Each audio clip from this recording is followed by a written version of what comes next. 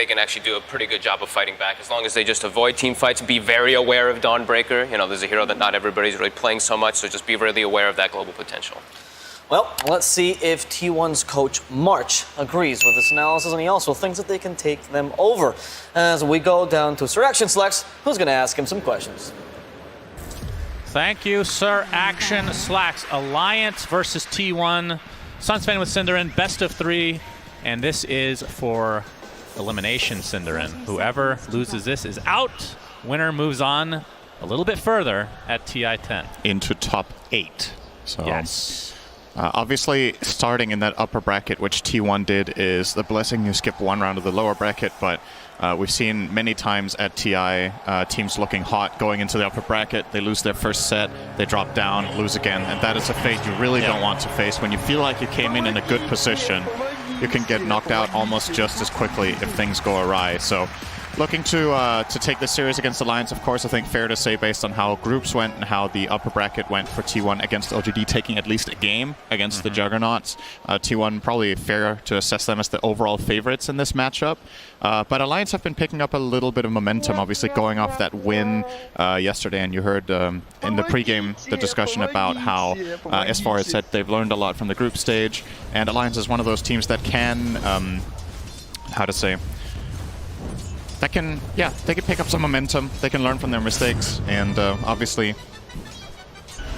it is a tough matchup today. But you think? I mean, when you play in group stage, not everybody's really scouting each other as closely because you're playing a ton of games and a ton of teams at the same time.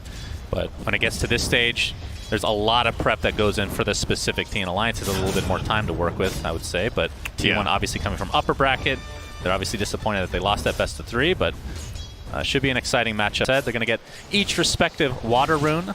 Nico Baby this time around will be playing the Morphling in this bot lane, and we can talk a bit about Dawnbreaker, who gets canceled there. FNG, Shockwave brings him back in, and Zephyr secures the first blood with that last right click.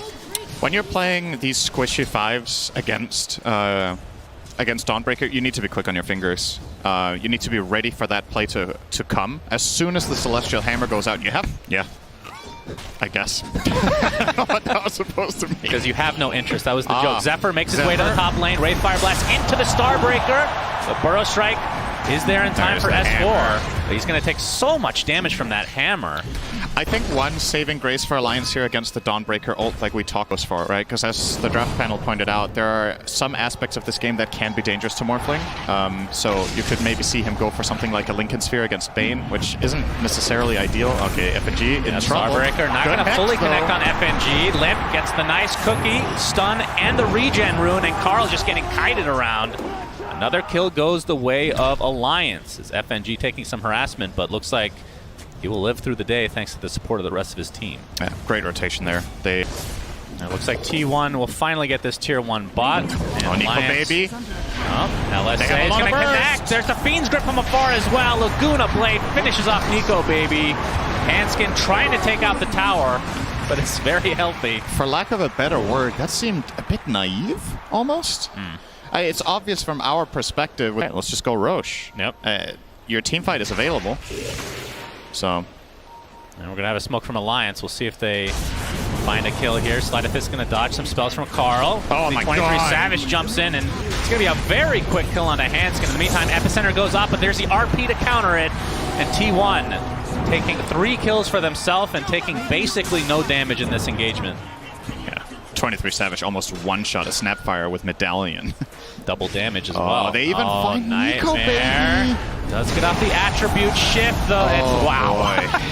Yep, double damage still there for 23 Savage, and into the Roche Pit they go. T1 starting to run away with things. Yeah, this is starting to get really ugly. They're just flat out outclassing Alliance right now. These last 5 minutes have not been pretty. They kind of equalized the early game Alliance did after having a tough lane mid, but haven't really been able to find much momentum from Limp on the Emperor Spirit. And the games we've seen Emperor win in this tournament have largely been off. You know, you get out, it's going on quite the walk. Yep, LSA, Carl, trying to find some more. TPs from Alliance are coming in, but the double Burrow Strike, S4.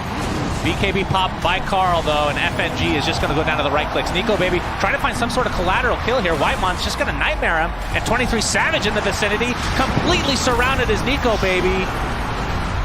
And 4 dead for Alliance, although technically Ember died quite a while before that. Hanskin, the last remaining member for now, attempting to TP. Will be fine. And T starts mattering really quickly. Crazy good. Okay, trivia. Huskar. Trivia. Huskar's the answer. Trivia after this fight. All right, we got. That's not much of a fight. FNG's dead. Nico Baby waveforming to safety. 23 Savage and company not going to pursue any further. You sure about that? Whitemon, okay, he gets the Fiend's grip off. This will be another big kill for T1. Nope, Starbreaker not able to connect. He's going to be able to remnant it away for now. S4 taking so much damage will just be brought down to the right clicks alone. Whitemon finally dies. Such a pesky Bane Elemental. And Alliance getting some trades here. Yeah, that's pretty good for Alliance given the circumstances. So you got to get right. Pubs and in pro play though, right? So it depends on the level of play, of course, but yeah, sometimes you just got to take the risk even if the odds aren't good. Carl will be spotted up by S4. Well, who found who, actually? Yeah, that's a good question. FNG jumps in. Comes a Solar Guardian, though, and just like that, T1 is here in numbers. FNG sacrificing himself to the gods here as S4 gets horn tossed and likely will be brought down next. So 2 quick kills for T1. And Alliance attempting to get out of dodge, but Hanskin going to get spotted out. 23 Savage. Yeah, his arm length is...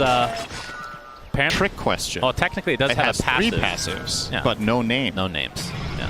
All right. Understood. Dewarding here. 23. Oh my God! Woo! Holy jeez! Gaben Lord Almighty. Literal one-shot. FNG. That hurt me. You know, you're used to expecting this out of a PA in this stage of the game, but Wraith King is the chat wheel game is on point. No mistake there. Playing the sad trombone is very appropriate there. Yep. Oh, we got the horn toss with the skewer into the RP. S4 is going to be the first to fall in all likelihood. Nico Baby staying alive at half. We'll get up to safety. So just 1 kill with that RP, but Carl Pasta BKB gets the LSA with a buyback onto S4 now. Starbreaker connect. Here comes a Solar Guardian as well. Nico Baby very tanky right now with that Lincoln Sphere. Nice Burrow Strike Epicenter combination from S4. He's ever trying to get to safety with that hammer, but it's not going to happen. So the 1-for-1 with the buyback. Carl and company. Looks like they're going to lose the Dawn Break at the very least. S4 continuing to be a pest here with these Burrow Strikes. Gets 1 kill. Looks like Wraith King is next.